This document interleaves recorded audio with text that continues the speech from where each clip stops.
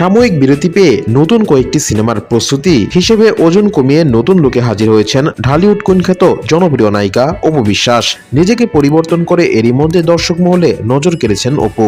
এমন আবহের মাঝেই সম্প্রতি নিজের নতুন ছবি, পেশাগত জীবন ও সোশ্যাল মিডিয়ার নানা আলোচনা নিয়ে সাংবাদিকদের মুখোমুখি হন নায়িকা। এ সময় ব্যক্তিগত জীবন নিয়ে আসা এক প্রশ্নের জবাবে অপু বিশ্বাস স্পষ্ট জানান, পেশাগত জায়গায় ব্যক্তিগত বিষয় নিয়ে আলোচনা করতে রাজি নন তিনি। অপু বিশ্বাস জানান, তিনি এমন কোনো কথা বলতে চান না যা তাকে বারবার বিতর্কের মুখে ফেলবে। নায়িকার কথায়, এমন কোনো কথা আমি আপনাদেরকে বলে বিতর্ক সৃষ্টি করব না যেটা দিয়ে বারবার আমাকেই আপনারা তীর ছুড়ে দেবেন। সো আমার কাছে মনে হয় যে এমন কোনো প্রশ্ন, এমন কোনো টপিক আমি মিডিয়াতে বলবো না যেটা আমাকেই বারবার প্রশ্নবিদ্ধ করবে। অনুষ্ঠানে এক সাংবাদিক অপু বিশ্বাসের ছেলে জয় ও শাকিব খানের সম্পর্ক নিয়ে প্রশ্ন করেন। প্রশ্নের উত্তরে মৃদু হেসে অপু বিশ্বাস পাল্টা প্রশ্ন করেন, আচ্ছা বাবা ছেলের সম্পর্ক অ্যাকচুয়ালি কেমন? এটা প্রশ্নের মধ্যে পড়ে। এরপরই ব্যক্তিগত জীবন নিয়ে অপু নিজের অবস্থান স্পষ্ট করেন।